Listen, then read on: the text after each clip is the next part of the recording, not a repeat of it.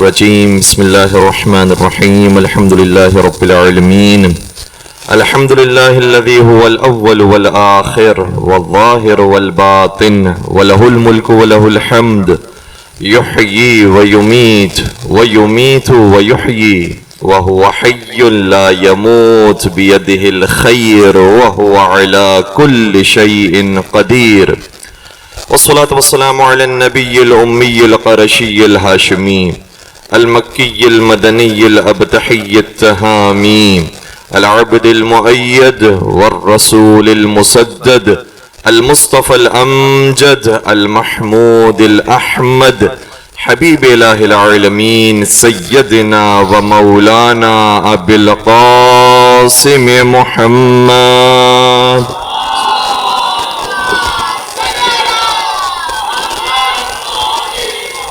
وعلى أهل بيته الطيبين الطاهرين المعصومين المظلومين الذين أذهب الله عنهم الرجس وطهرهم تطهيرا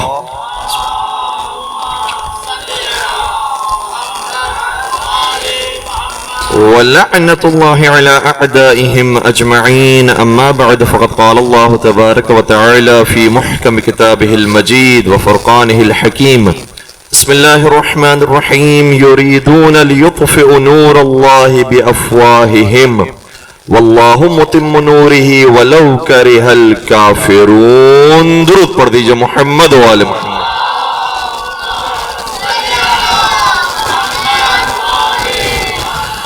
عزیزان گرامی قدر ہمارا موضوع ہے نفاق اور قرآن. جیسے ہی نفاق اور منافقین کے موضوع پر گفتگو شروع ہوتی ہے تو بعض لوگوں کے کان کھڑے ہو جاتے ہیں، جبکہ منافقین وہ افراد ہیں کہ جن کے بارے میں قرآن مجید میں لعنت بھیجی گئی ہے، اور مسلمانوں کا اس بات پر اگر اتفاق نہ ہو تو اتفاق ہونا چاہیے کہ جو بھی منافق ہے اس پر لعنت ہو.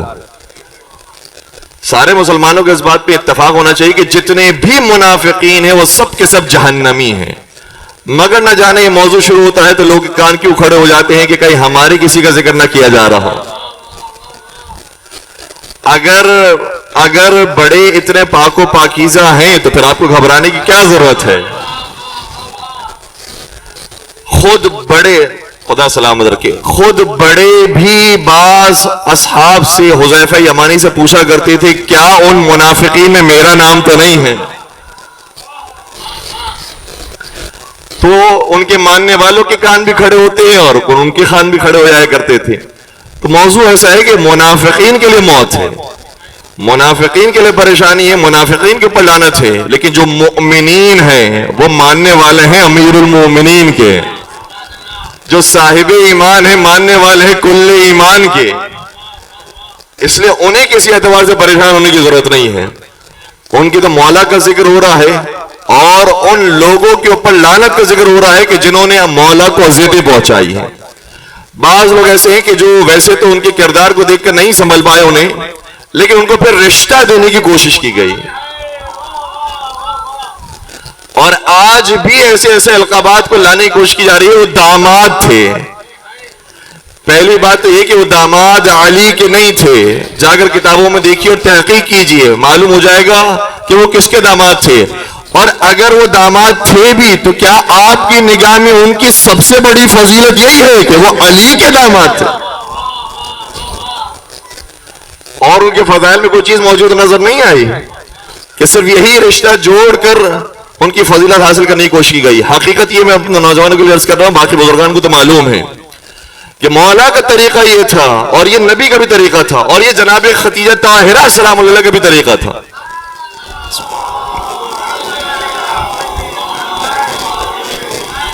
کہ شہر میں جتنے یتیم بچے ہوتے تھے، یتیم بچیاں ہوتی تھی، ان کی خود کفالت کیا کرتی تھی. اور اتنی کفالت کی، اتنی ان کی پرورش کی کہ بعض لوگ کہنا شروع ہو گئے یہ انہی کی اولاد ہے، جبکہ وہ ان کی اولاد نہیں تھی.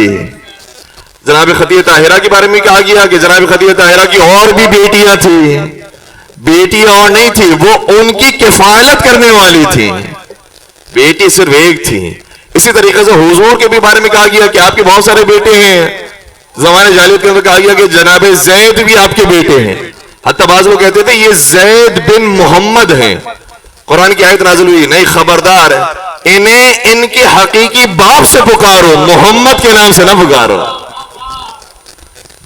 تو اس زمانے کے اندر نبی کا طریقہ تھا، جناب خدیجہ کا طریقہ تھا، مولا متقیان کا طریقہ تھا۔ مولا متقیان نے جو شادیاں کی ہے اس میں سے ایک شادی وہ ہے کہ جو ایک ایسی خاتون سے کی جن کے پچھلے شوہر فلاں ہوتے تھے، لہذا انہی کی اولاد میں سے کچھ اولاد ایسی تھی جو مولا کے گھر میں پلی بڑی، اور بعض اولاد ایسی بھی تھی جو مولا کے گھر میں پلی بڑی، تو وہ ویسے نسلاً دیکھا جائے تو ان کی اولاد ہے، اصلاً دیکھا جائے تو علی کی اولاد ہے۔ اور اتنے علی سے معروف ہو گئے، علی کے اخلاق سے، علی کے کردار سے، کہ پھر انہوں نے اپنے ابا جان کے راستے کو چھوڑ دیا، علی کے راستے کو اپنا لیا۔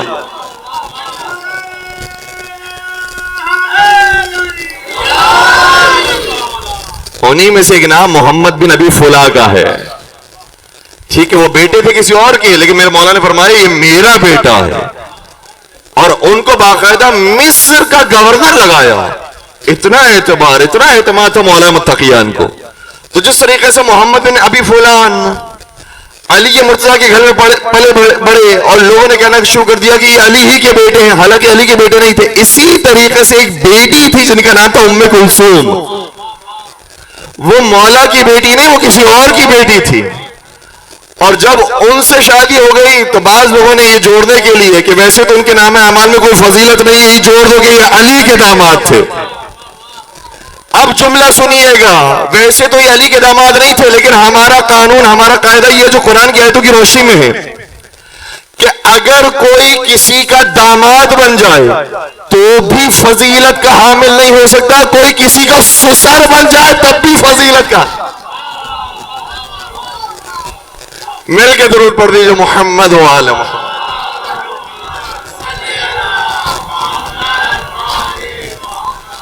ہمارے یہاں فضیل کا معیار بھی وہ ہے جو قرآن کریم نے دیا ہے۔ قرآن کہتا ہے یا ایھا الناس انا خلقناکم من ذکر و انثی وجعلناکم شعوبا وقبائل لتعارفوا ان اکرمکم عند اللہ اتقاکم۔ پروردگار شاہ فرماتا ہے کہ ہم نے سارے انسانوں کو ایک مرد اور ایک عورت سے پیدا کیا، سب کے ماں باپ حضرت آدم، حضرت حوا علیہ السلام۔ اس کے بعد مختلف قبیلے بنتے گئے، مختلف قومیں بنتے گئی، جتنے رنگ نسل زبانیں بنتی گئی ہیں۔ فرمایا کہ زبانیں، رنگ نسل، ہمارے یہاں کوئی معیار نہیں ہے فضیلت کا، نہ رشتہ داریاں معیار ہے، نہ بڑا ہونا سن و سال میں معیار ہے، نہ کسی قبیلے کا ہونا معیار ہے۔ ہمارے یہاں صرف اور صرف ایک معیار ہے، اور یہ معیار وہ ہے جو میں آپ سے درخواست کروں گا امام بارگاہوں میں بھی لگایا جائے، مسجدوں میں بھی لگایا جائے، تاکہ دنیا والوں کو پتہ چلے کہ قرآن کی نگاہ میں فضیلت، احترام، عزت کا معیار کیا ہے۔ وہ صرف ایک ہے، ان اکرمکم عند اللہ اتقاکم۔ خدا کے نزدیک عزت دار وہ ہے جو خدا کا سب سے زیادہ حیا کرنے والا ہو، جو سب سے بڑا متقی ہوگا وہ سب سے زیادہ مکرم ہوگا۔ اب متقی کے بارے میں جب یہ کہہ دیا تو امام المتقین کی شان کیا ہوگی؟ جب متقی کا اتنا احترام ہے خدا کی نگاہ میں، تو جو امام المتقین ہے اس کا کتنا احترام ہوگا خدا کی نگاہ میں۔ خدا نے فرمایا ہمارے یہاں رشتہ داری کام نہیں آتی، قبیلے، قوم، زبانیں کچھ کام نہیں آتی۔ یہی وجہ ہے کہ قرآن نے اس بات کو ثابت کرنے کے لیے جو نبی کا سگا چچا تھا ابو لہب، اس کے بارے میں بھی کہا تبت یدا ابی لہب وتب، اے ابو لہب تیرے ہاتھ ٹوٹ جائے، تو ہلاک ہو جائے۔ نبی کا سگا چچا ہے۔ پروردگار تھوڑی سی احتیاط سے مشاجرات بیان نہیں کیے جاتے۔ اے ہائے ہائے، میں جملہ کہنے کی کوشش کر رہا ہوں، پروردگار مشاجرات نہیں پڑھے جاتے۔ کوئی خدا کو سمجھائے، مشاجرات نہیں لکھے جاتے۔ ارے میں ان سے کہوں گا جو مشاجرات پڑھنے کے مخالف ہیں، مشاجرات پڑھے نہیں جاتے، مشاجرات لیکن کیے جاتے ہیں۔ مشاجرات کیے جاتے ہیں لیکن مشاجرات پڑھ نہیں سکتے۔ عجیب بات ہے، عجیب بات ہے۔ اور پھر پروردگار عالم نے جو آیت نازل کی ہے، یہ آیت نازل کر کے بتا دیا جن رشتہ داریوں کو ہم جوڑ کر بھیجتے ہیں جب ان کا کوئی اعتبار نہیں ہے، تو جو زمین میں آنے کے بعد تم رشتہ داریاں جوڑے ہو اس کا کیا اعتبار ہو؟ مجھے لگ رہا ہے تھوڑا تھوڑا سے آپ تھکتے جا رہے ہیں. ایک مل کے درود پڑھ دیجئے محمد و آل محمد.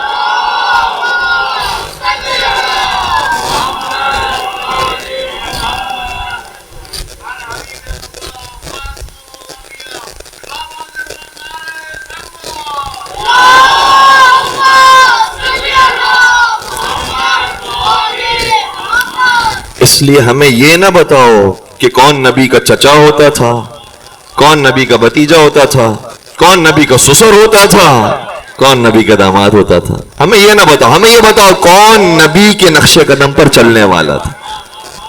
اگر نبی کے نقش قدم پر کوئی چلنے والا ہو تو پھر نبی سے اس کا کوئی رشتہ نہ بھی ہوتا ہو, وہ بہت دور کا انسان ہو, نہ نبی سے قبیلہ ملتا ہے, نہ نبی سے قوم ملتی ہے, نہ نبی سے زبان ملتی ہے, لیکن نبی کی پیروی پر پیروی کرنے والا ہے. اس لیے اسے اپنا بنا کر فرمایا السلمان منا اہل البیت. سلمان ہے عجمی لیکن ہے ہم اہل بیت میں سے.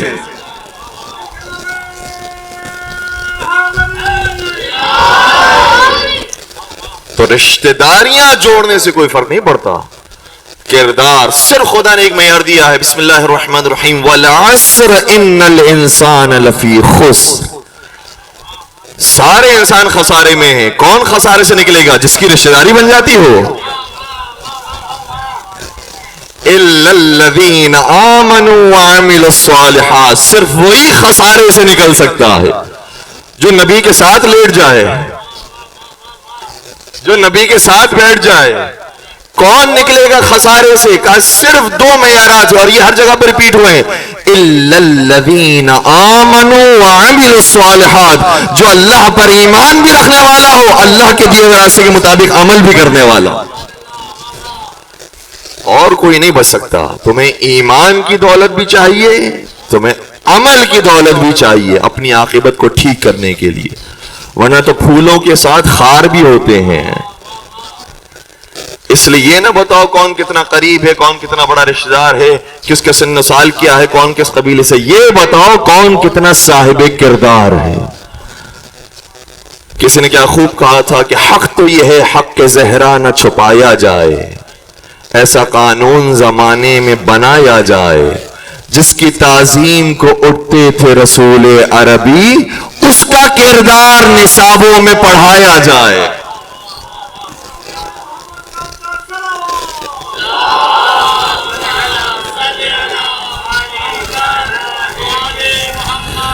اور جہاں بہت ساری باتیں پیش کی جاتی ہیں اس میں سے ایک بات یہ بھی ہے, خاص طور پر جو اپنے آپ کو بڑا انٹلیکچوئل کہتے ہیں نا, ان کی میں بات بیان کر رہا ہوں.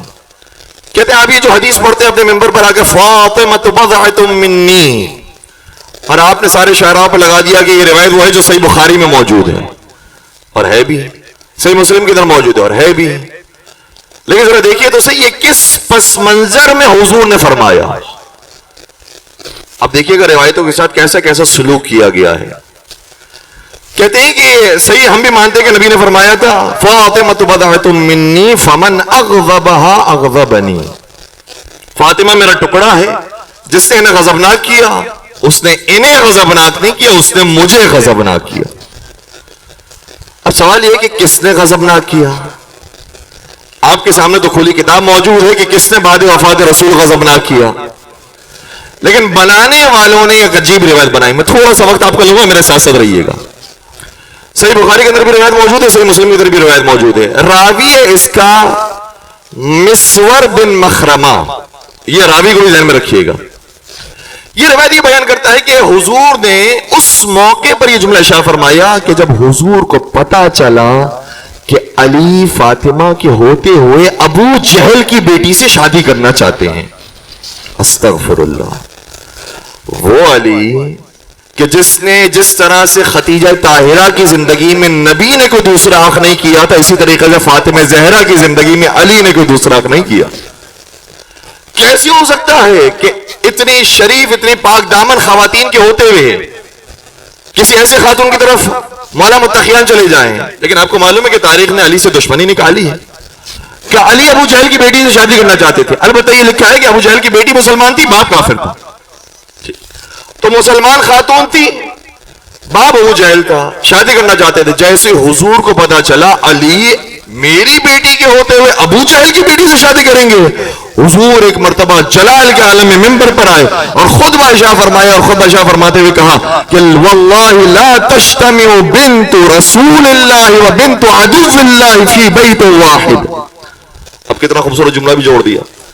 نبی ہے جلال کے عالم میں اور جلال کے عالم میں فرماتے ہیں خبردار ایک گھر کے اندر رسول کی بیٹی، اللہ کے رسول کی بیٹی اور اللہ کے دشمن کی بیٹی جمع نہیں ہو سکتی.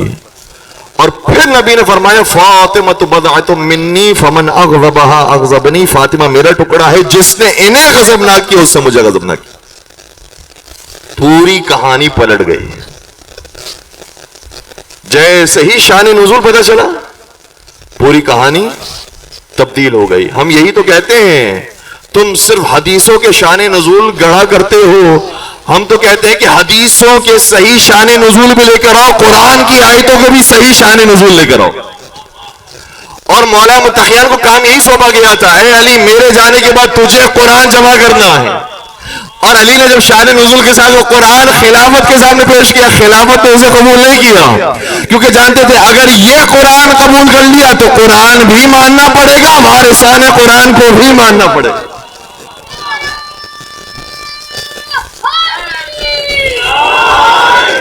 روایت آپ سب کے سامنے آ گئی ہے. اب دیکھیے گا میں دو تین جوابات اس کے دینا چاہتا ہوں. پہلی بات یہ ہے کہ ہمارے برادران کے یہاں ایک قانون ہے، توجہ، وہ روایت قبول کی جاتی ہے کہ جس کا راوی عاقل ہو، عالم ہو، اور ایک اور شرط ہے وہ بالغ ہو. بالغ ہو، ٹھیک ہے، بہت توجہ. یہ مسور بن مخرمہ جو ہے کہتے ہیں کہ اس کی پیدائش ہوئی تھی ہجرت کے بعد. اب حساب کتاب آپ کو لگانا ہے میرے ساتھ ساتھ. ہجرت کے بعد رسول کتنے سال زندہ رہے؟ اب آپ زیادہ سے زیادہ بھی فرض کر لیجئے 11 مان لیجئے، حالانکہ 11 بنتا نہیں 10 بنتا ہے، ہم 11 بھی مان لیجئے، تب بھی 11 کے باوجود وہ راوی بالغ ہوتا نہیں ہے. ویسے تو آپ کا قانون یہ ہے کہ راوی کے لیے بالغ ہونا ضروری ہے.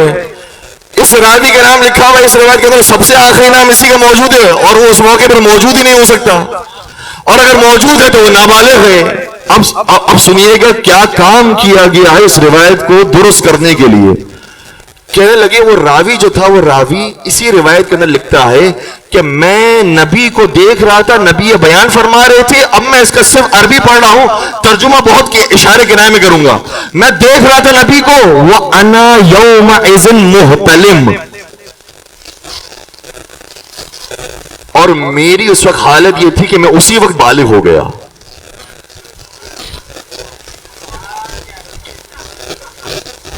علی کی دشمنی کیسے کیسے نابالغوں کو بالغ کروا جاتی ہے. اور پھر میں نے حضور کو یہ کہتے ہوئے سنا، اس لیے اب میری شرط پوری ہو گئی، راوی پورا ہو گیا، شرطوں کے مطابق اب میری بات مانی جائے. میں کہوں گا تمہاری بات ابھی بھی نہیں مانی جائے گی. تم کتنے ہی راویوں کو ٹھیک کر لو، راوی صرف معیار نہیں ہوتا، جو متن ہے وہ مفہوم بھی معیار ہوتا ہے. اس مفہوم کو کیسے کیا جائے گا؟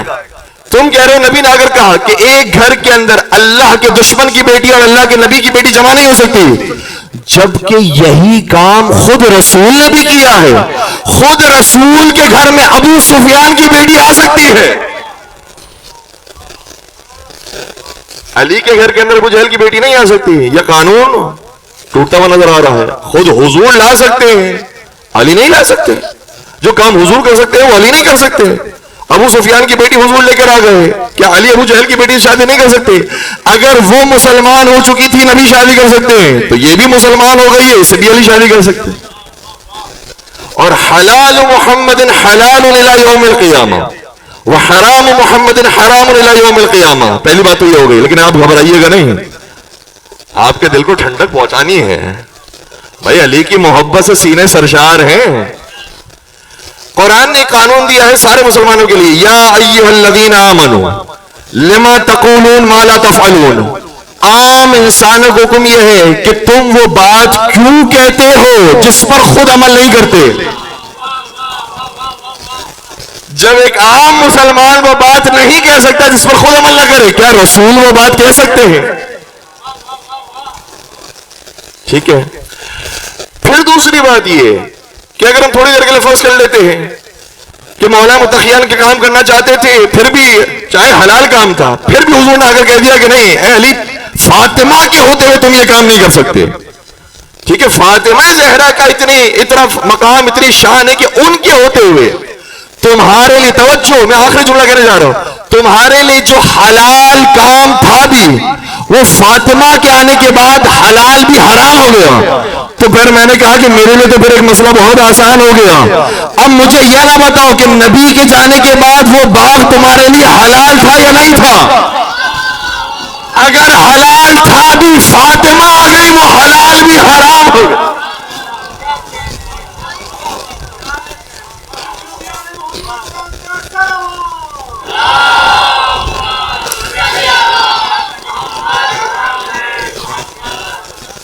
تو پھر ماننا پڑے گا کہ فاطمہ اس ذات کا نام ہے کہ جن کے احترام میں نبی نے قانون تبدیل کر دیا، وہ ہے فاطمہ. اس لیے فاطمہ زہرا کے سامنے اگر یہ نہ بتاؤ کہ یہ شریعت کا ایسا، یہ حلال ہے، یہ روایت ہے، جب فاطمہ آ جائیں تو چاہے تمہارا جائز حق بھی بنتا ہو، فاطمہ بضعۃ منی فمن اغضبها اغضبنی، اگر فاطمہ ناراض ہو گئی تو پھر نبی ناراض ہو جائیں گے. اس لیے یا تو اس روایت کو تبدیل کرو، وہ روایت کو ٹھیک کرو کہ روایت کیا کہہ رہی ہے، یا یہ کہ اگر مانتے ہو کہ وہ روایت ٹھیک کہہ رہی ہے تو پھر فاطمہ کسی طریقے سے غضبناک نہیں کی جا سکتی.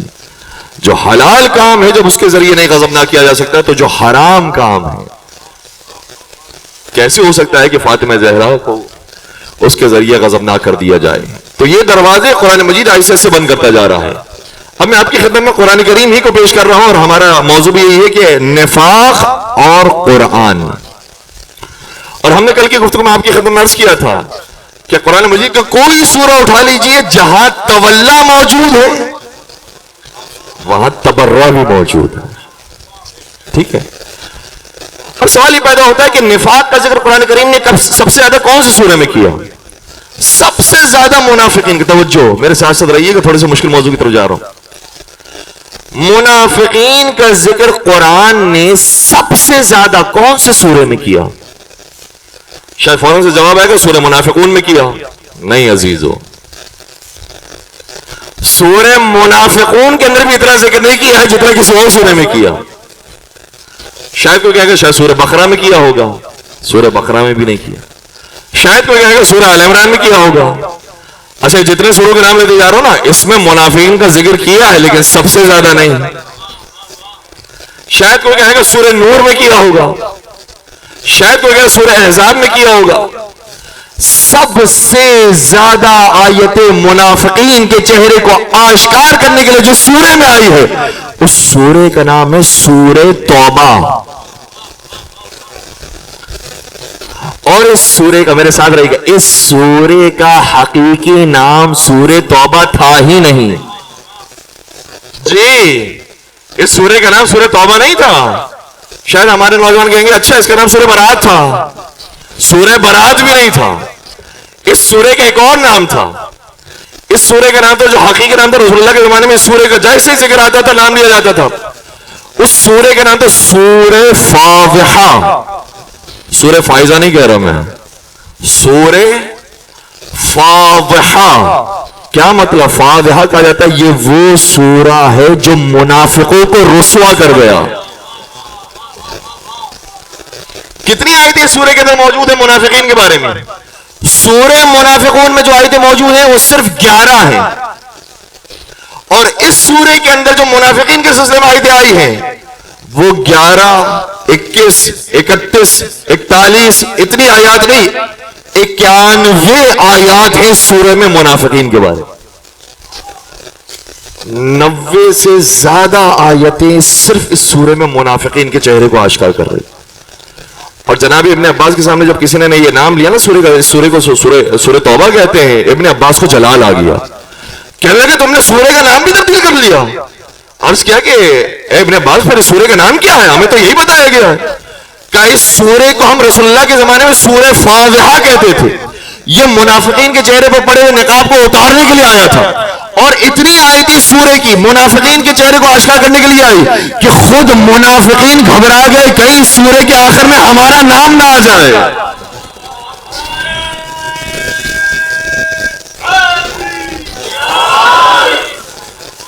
یہ وہ سورہ ہے جو منافقین کے چہروں سے ایسے آشکار کرتا ہے. تو مجھے ایک یہاں پر رک کر ایک جملہ کہنے دیجئے.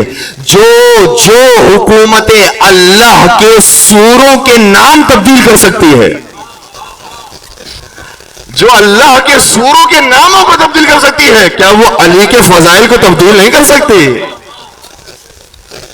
انہوں نے اللہ کے سوروں کے ناموں کو تبدیل کر دیا. سورہ توبہ کہتے ہیں, سورہ برات کہتے ہیں. اس سورے کے جو نام رسول اللہ کے زمانے میں ہے وہ 4 نام ہیں. اب میں کیا کروں, 4 ہی ہیں. ایک نام سورہ فاضحہ, دوسرا نام سورہ معبرہ.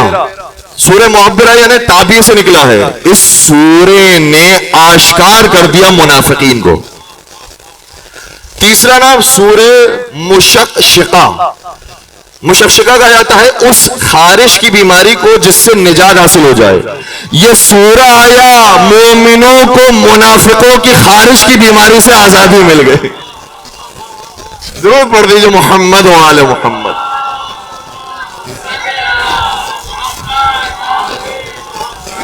اور اس سورہ کا چوتھا اور آخری نام ہے سورہ مخزیہ, یعنی وہ سورہ ہے کہ جو رسوا اور ذلیل کرنے والا ہے منافقوں کو. یہ جو پورا سورہ ہے اس کا ایک حصہ وہ ہے کہ منافقین کے بارے میں. توجہ رکھیے گا, میرے ساتھ ساتھ رہیے گا. اپنے نوجوان سے درخواست کروں گا, ساری آیتیں تو ظاہر سی بات یہاں پیش نہیں کر سکتی. انشاءاللہ آپ اس کے ترجمے کو دیکھیے گا اور کچھ ہوم ورک بھی ملنے چاہیے. اور 30ویں آیت سے آیت نمبر 38 سے اس سورے کو پڑھنا شروع کیجئے گا آخری تک. جتنی آیتیں ہیں سب منافقین کے بارے میں, اور 38ویں آیت پہلے کی جتنی آیتیں ہیں سب مشرکین کے بارے میں. اور وہی پہلے کی آیتیں تھیں جو کسی کو نبی نے دی تھی لے کر جاؤ. اور جب وہ ان آیتوں کو لے کر مکہ کی طرف روانہ ہونے لگے تو 4 میل کا فاصلہ طے نہیں کیا تھا. نبی نے انہیں واپس بلا لیا. علی کو بھیجا, کہا کہ انہیں واپس بلا لو, یا یہ کہو کہ وہ تمہارے زیر سرپرست تھی, تمہارے ساتھ چلے یا واپس آ جائے. انہوں نے کہا کہ نہیں, میں علی کی سرپرستی کو قبول نہیں کر سکتا. تم آج قبول نہ کرو, کل غدیر کے میدان میں قبول کرنا پڑے گا.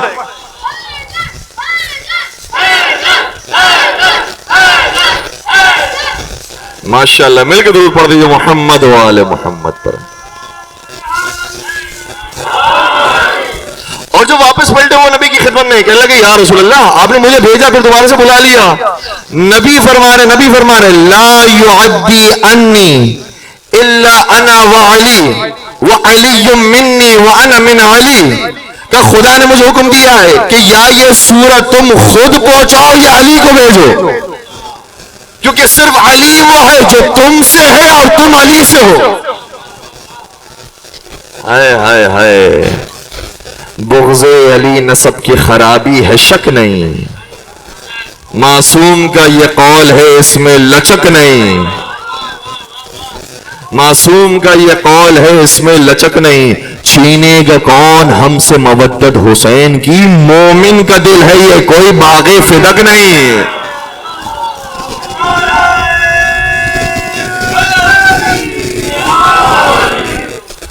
اس کے بعد ایک اور جملہ بھی ہے جو ہمارے کم بیان کیا جاتا ہے. وہ صاحب آئے رسول کی خدمت میں کہنے لگے, یا رسول اللہ میں بھی چاہ رہا تھا, مجھے جانے دیتے, کیا فرق پڑ جاتا. اب رسول کا جملہ سنیے گا, چونکہ یہ پیغام ایسا تھا جو کفار تک پہنچانا تھا. کفار اس وقت طاقت اور قوت کے اندر موجود تھے. نبی نے اتنا لطیف نقطہ استعمال کیا ہے, اگر توجہ رکھ سکے. فرمانے لگے کیف تؤدیھا وانتم صاحبی فی الغار. تم یہ سورہ مکے والوں کو کیسے سنا سکتے ہو جبکہ میں تمہاری غار میں حالت دے ہی چکا. مل کے درود پڑھ دیجئے محمد و آل محمد.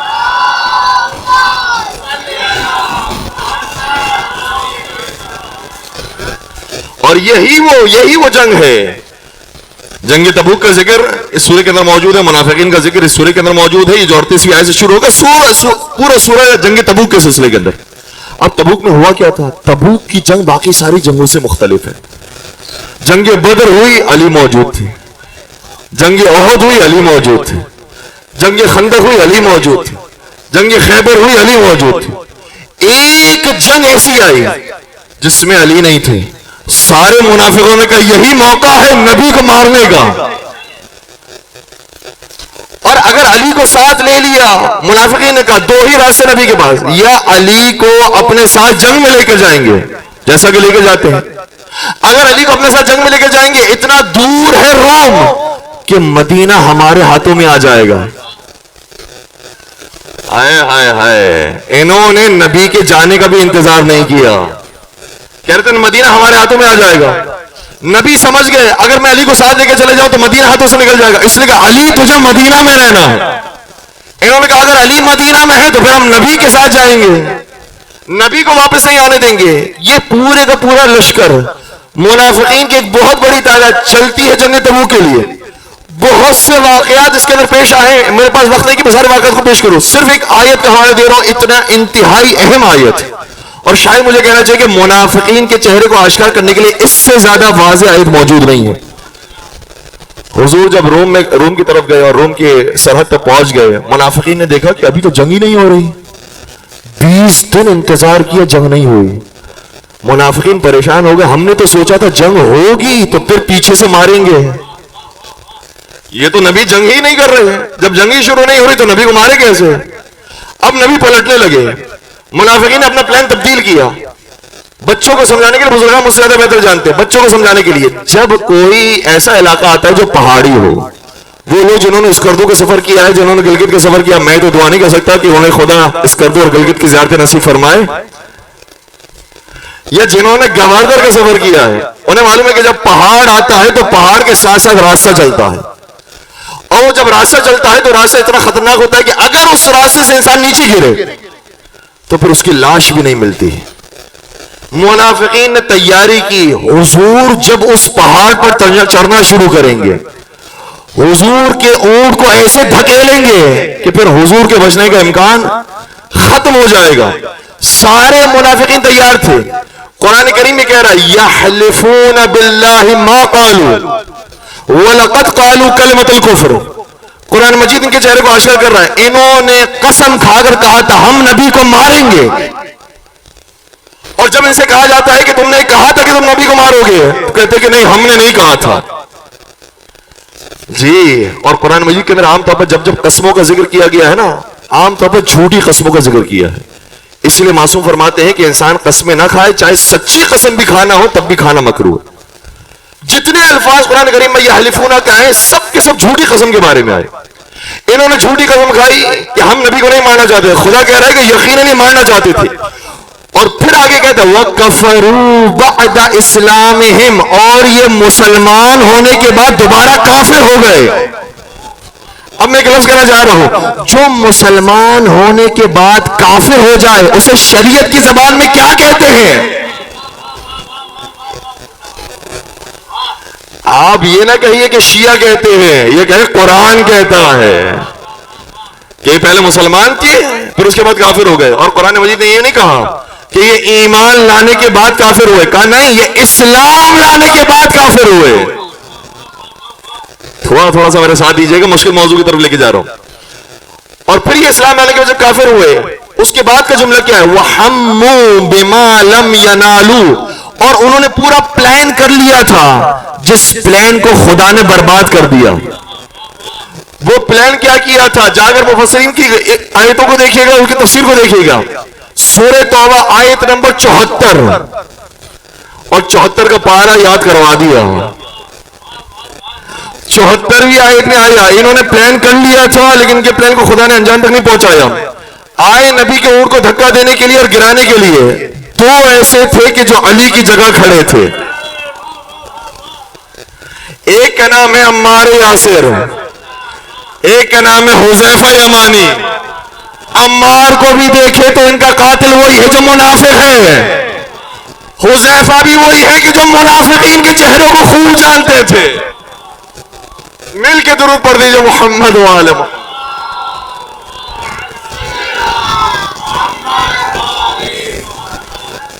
اور جیسے ہی ان کا ارادہ ہوا فوراً سے اسی وقت خدا کا کرنا یہ ہوا کہ بجلی چمکی، روشنی پیدا ہوئی، اور رات کی تاریکی میں جیسے ہی روشنی آئی سب کے چہرے حضور نے دیکھ لیے۔ کون کون تھا جو مجھے مارنے کے لیے آیا تھا؟ اور یہ چہرے صرف حضور نے نہیں دیکھے، یہ چہرے حذیفہ نے بھی دیکھے، یہ چہرے عمار نے بھی دیکھے۔ اس لیے حضور کے چلے جانے کے بعد کچھ لوگ تھے جو حذیفہ کے پاس آ کر کہا کرتے تھے کیا ان لوگوں میں میرا نام تو نہیں تھا؟ یہاں تک کی بات ہمارے بیان کی جاتی ممبروں سے۔ اگلا جملہ سنیے گا، وہ افراد کی جو رسول کو قتل کرنا چاہتے ہیں، میں صرف آپ سے سوال کرنا چاہتا ہوں، اگر کسی سفر میں آپ کو پتا چل جائے کہ کچھ لوگ ایسے ہیں جو آپ کے خدا نخواستہ آپ کے والد محترم پر حملہ کرنا چاہتے ہیں، آپ ان لوگوں کو چھوڑ دیں گے؟ چن چن کے گرفتار کروائیں گے، گھروں تک پہنچیں گے، ان کی نسلوں تک پہنچیں گے؟ اپنا باپ ہو تو قاتلانہ حملہ ہو تو گھروں تک پہنچتا ہے۔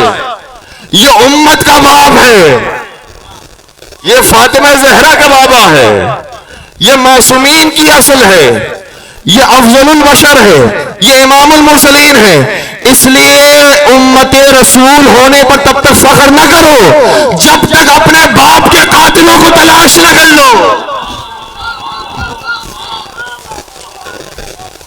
مل کے درود پڑھ دیجئے محمد و آل محمد۔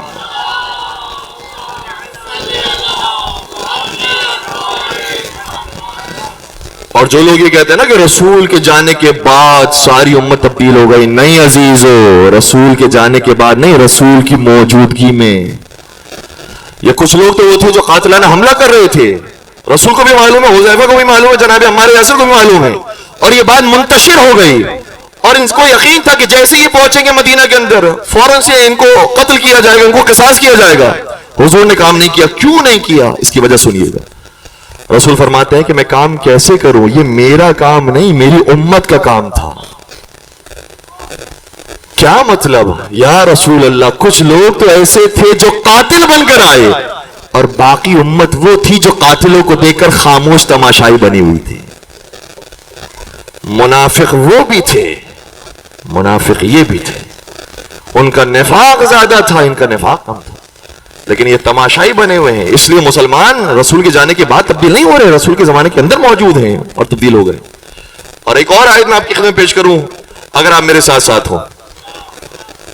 بعض لوگ کہتے ہیں کہ یہ شیعہ حضرات نے عجیب عقیدہ بنایا ہوا ہے، وہ جو نبی کے پانی کے قطروں کو گرنا نہ دیں، وہ جو نبی کے جنگ کے ساتھی ہوں، وہ جو نبی کے پیچھے پیچھے نماز پڑھنے والے ہوں، ہمیں یہ نہ بتاؤ کہ جنگ کا ساتھی کون ہے، ہمیں یہ بتاؤ کہ جنگ میں ٹھہرنے والا کون ہے۔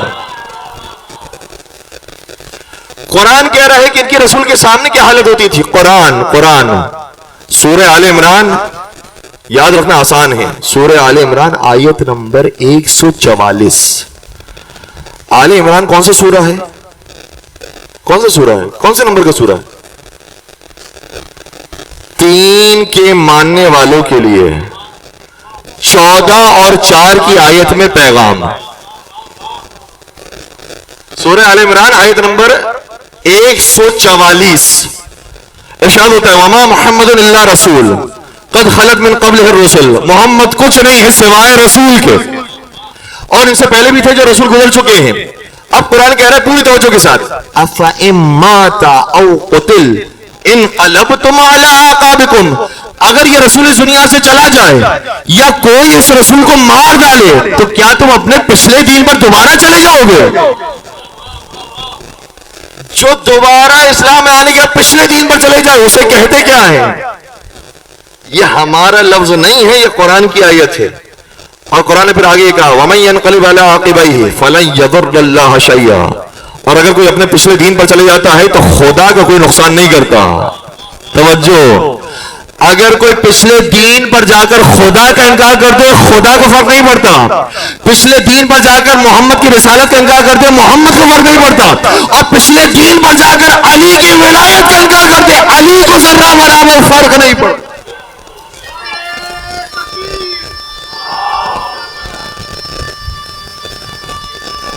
ماشاءاللہ، مل کے انشاءاللہ یہ آخری نعرہ۔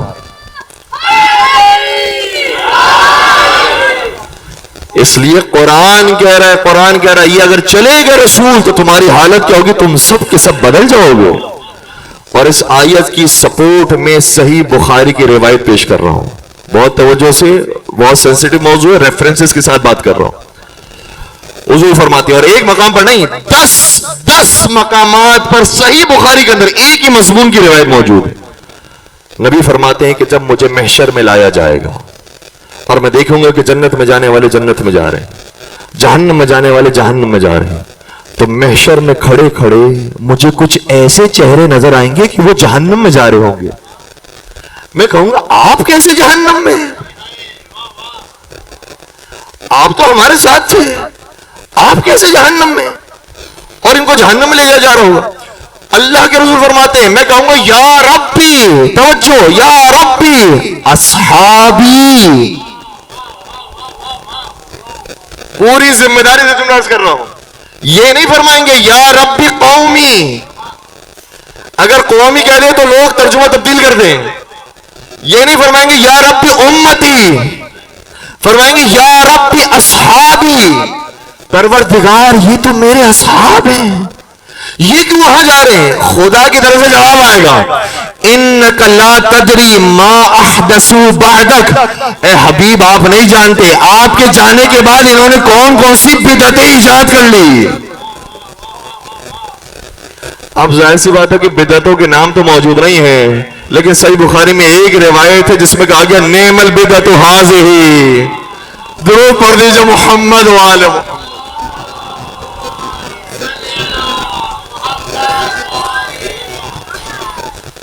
تو نبی کے زمانے میں یہ نفاق موجود تھا. قرآن کی آیتوں کی روشنی میں یہ نفاق نبی کے زمانے موجود تھا، اور جیسے ہی نبی کی آنکھیں بند ہوئی یہ نفاق آشکار ہو گیا، اور بڑے برے طریقے سے آشکار ہو. خدا کسی کی بیٹی کو یہ منظر نہ دکھائے. خدا مجھے نہیں معلوم یہ دعا ہے یا بد دعا.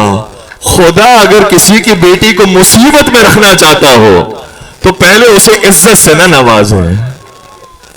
وہ بیٹی جس کی ایسی عزت کہ کائنات کا رسول جیسے اسے دیکھے اپنی جگہ چھوڑ دے، اس کے ہاتھوں کا بوسہ لے، اسے اپنی جگہ پر بٹھائے اور کہے اے فاطمہ تو جنت کی عورتوں کی سردار بنائی گئی. کسی نے چھڑے سرکار کے زمانے میں کہا کہ فرزند رسول خدا نے مجھے بیٹی دی ہے. فرمایا تو نے اپنی بیٹی کا نام کیا رکھا؟ کہا میں نے اپنی بیٹی کا نام فاطمہ رکھا. چھٹے امام کی آنکھوں میں آنسو آئے کہ جب تو نے اپنی بیٹی کا نام فاطمہ رکھ لیا ہے اب خبردار اسے ہاتھوں سے تکلیف نہ دینا، اسے زبان سے بھی تکلیف نہ دینا. میں کہوں گا چھٹے سرکار جب نام فاطمہ کا یہ وقار ہے تو خود ذات فاطمہ کا احترام کیا ہونا چاہیے. اجرکم علی اللہ. عزادارو بس وہ صدائیں مجھے آتی ہے یاد کہ بی بی در و دیوار کے درمیان آگے فرماتی ہے یا رسول اللہ، اے اللہ کے رسول کیا یہ سلوک کیا جاتا ہے یتیموں کے ساتھ؟ صبت علی مصائب اللہ ونہا صبت علی الایام سن لیالیہ. بابا تیرے جانے کے بعد تو ایسی مصیبتیں آئی کہ اگر روزے روشن میں پڑتی وہ تاریک راتوں میں تبدیل ہو جاتی. آپ کو معلوم ہے چھڑے سرکار فرماتے ہیں سب سے زیادہ رونے والے دنیا میں 5 لوگ ہیں. آدم علیہ السلام بہت زیادہ روئے، حضرت یعقوب بہت زیادہ روئے، حضرت یوسف بہت زیادہ روئے، حضرت مولا سید سجاد بہت زیادہ روئے، اور ان چاروں کے بعد جو سب سے زیادہ روئے ہے وہ فاطمہ زہرا ہے. 4 مرد ہیں ایک عورت ہے، 4 مرد ہے ایک بی بی ہے. یہ 4 جو مرد ہیں جناب آدم علیہ السلام روئے. کس چیز پر روئے؟ جب جنت سے نکالے گئے نا جنت کو یاد کر کے آدم رویا کرتے تھے.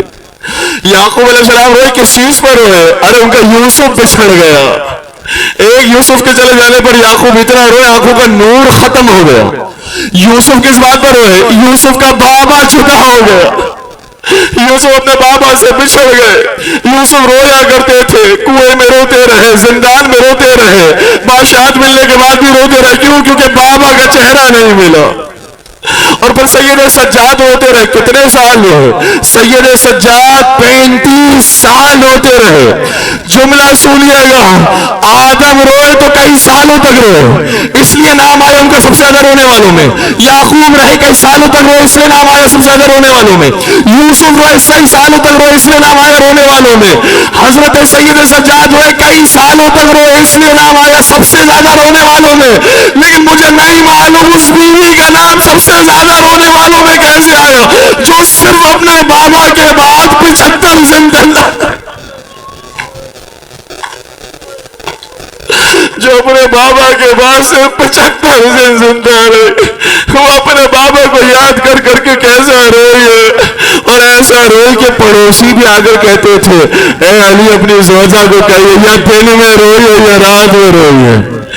میرا دل یہ کہتا ہے یہ پڑوسیوں کو تکلیف نہیں دینے کے لیے تھا، یہ بھی ایک سیاسی حربہ تھا، کیونکہ وہ بیوی جو پڑوسیوں کے لیے دعا کرنے والی ہو، اپنے بیٹے کو فرمانے والی ہو الجار ثم الدار، بعد میں گھر والے پہلے پڑوس والے۔ کیسے ہو سکتا ہے وہ اپنے پڑوس والوں کو تکلیف دینے والے ہو؟ لیکن مدینہ کو، شاہ مدینہ کی بیٹی کا رونا بھی پسند نہ آیا۔ مسلسل ایک فکرہ میں عرض کروں گا، جناب شہزادی کون مولا متقیہ سے کہنے لگی اے علی آپ نے میرے بابا کو جس لباس میں غسل دیا تھا وہ لباس مجھے دے دیجئے، کئی دن ہو گئے بابا کی خوشبو نہیں سنگی، کئی دن ہو گئے بابا کا لباس نہیں دیکھا۔ مولا متقیہ نے چھپا کر رکھا تھا، ایک مرتبہ وہ لباس لایا، خدا کسی بیٹی کو یہ منظر نہ دکھائے، صرف بابا کا لباس دیکھا، ایک مرتبہ بابا کی شکل صورت یاد آئے، بابا کا چلنا پھرنا یاد آیا، بابا کی خوشبو محسوس ہوئی، اپنے سینے سے لگایا، سینے سے لگاتے لگاتے سیدہ کو ہوش آیا۔ میں ایک جملہ بی بی سے 10 سے جوڑ کر اس کروں گا، بی بی بابا کا لباس دیکھا تو برداشت نہ ہوا، آئیے کربلا آئیے، ایک آپ کی پوتی ہے جس نے باپ کا لباس نہیں دیکھا، اپنے بابا کا کٹا سر دیکھا۔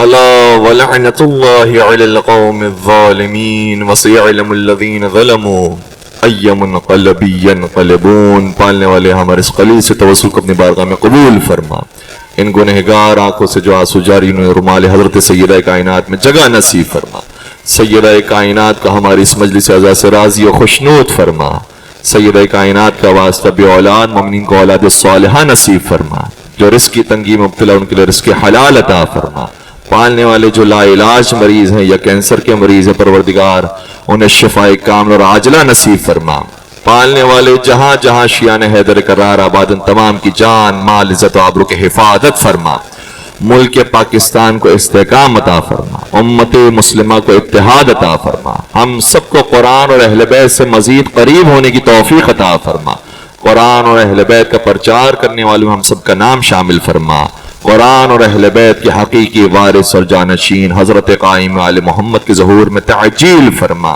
ہمیں ان کے آوان و انصار عاشقین و محبین میں شمار فرما۔ ربنا تقبل منا انك انت السمیع العلیم وتب علینا انك انت التواب الرحیم برحمتک یا ارحم الراحمین۔